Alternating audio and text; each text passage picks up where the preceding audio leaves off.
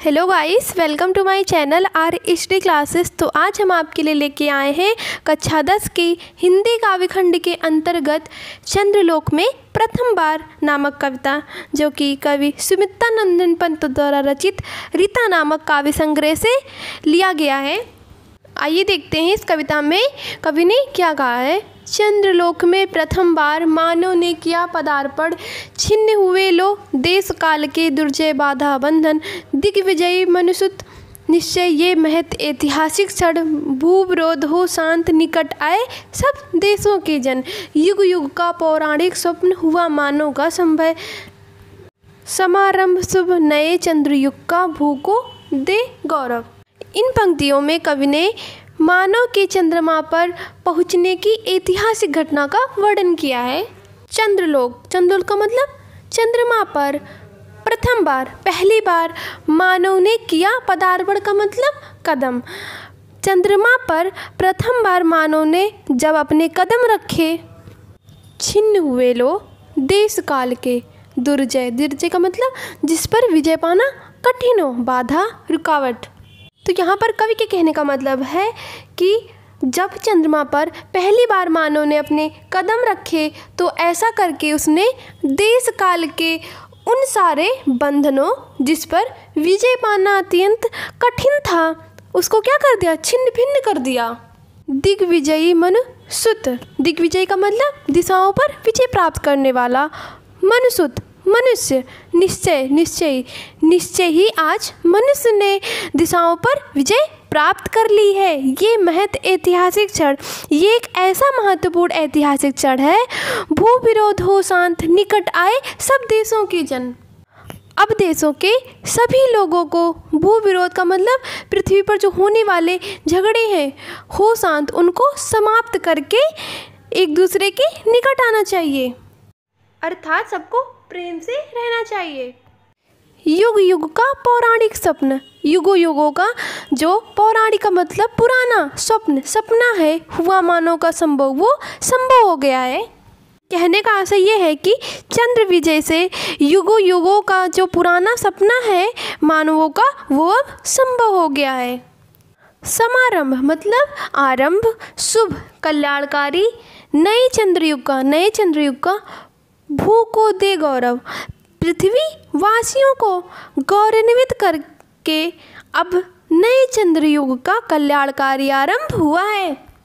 फहराए ग्रह उपग्रह में धरती का श्यामल अंचल। तो यहाँ पर कवि कहता है कि मैं ये चाहता हूँ, फहराए फहराने लगे ग्रह उपग्रह, ग्रहों और उपग्रहों में धरती पृथ्वी का श्यामल अंचल। मैं ये चाहता हूँ कि ब्रह्मांड के सभी ग्रहों और उपग्रहों में इस पृथ्वी का श्यामल अंचल फहराने लगे।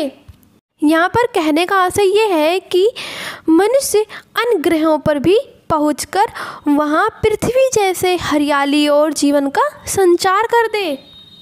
सुख संपद, सुख और संपद का मतलब वैभव, संपन्न से युक्त जगत में, इस संसार में बरसे वर्षा हो जीवन, मानव जीवन मंगल कल्याण। सुख और वैभव से युक्त इस संसार में मानव जीवन के कल्याण की वर्षा हो, अर्थात ये संसार सुखों से भरपूर हो। अमेरिका सोवियत बने नौ दिक् रचना के वाहन, अमेरिका और सोवियत रूस नौ नए दिक् दिशाओं रचना के वाहन। यहाँ पर कहने का मतलब है कि अमेरिका और सोवियत रूस नए दिशाओं की रचना करें, क्योंकि अमेरिका और सोवियत रूस जैसे देश ही तो सर्वाधिक प्रगति पर हैं।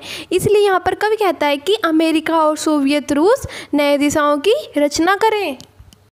जीवन पद्धतियों के भेद, अलग अलग, अलग अलग क्या है, जीवन पद्धतियाँ हैं, अर्थात विश्व में प्रत्येक देश की संस्कृति और सभ्यता भिन्न भिन्न है और अलग अलग जीवन पद्धतियाँ हैं।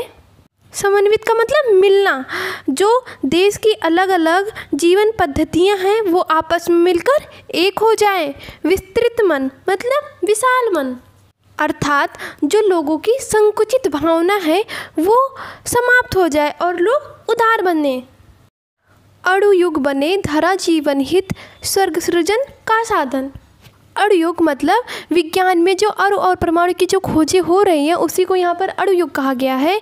बने वो बन जाए, धरा पृथ्वी जीवन हित, जीवन के हित के लिए जो अणुयुग है वो पृथ्वी पर जीवन के हित के लिए बने। स्वर्ग सृजन का साधन, स्वर्ग सृजन का मतलब निर्माण का साधन बने।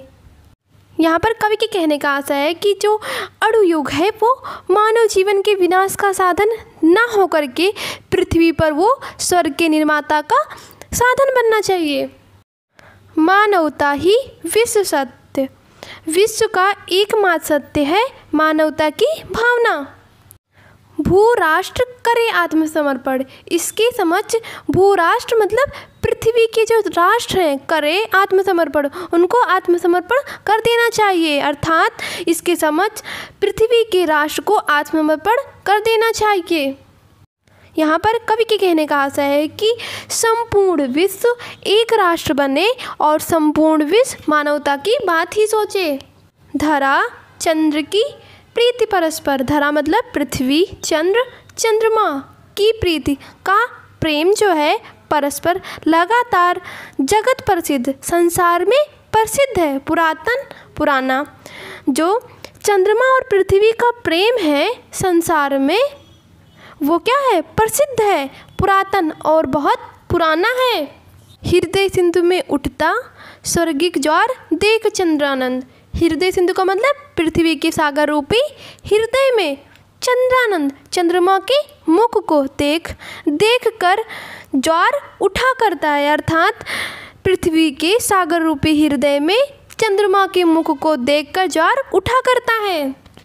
अब काव्य का सौंदर्य की बात करें तो यहाँ पर भाषा साहित्यिक खड़ी बोली होगा, शैली भावात्मक और प्रतीकात्मक, रस शांत, छंद यहाँ पर तुकांत मुक्त का प्रयोग हुआ है, गुण प्रसाद और स्वर्ग सृजन में अनुप्रास अलंकार है। मेरी वीडियो आप सभी को अच्छी लगे तो प्लीज़ गाइस मेरी वीडियो को ज़्यादा से ज़्यादा लाइक करो, शेयर करो, सब्सक्राइब करो और कमेंट भी। Thank you so much.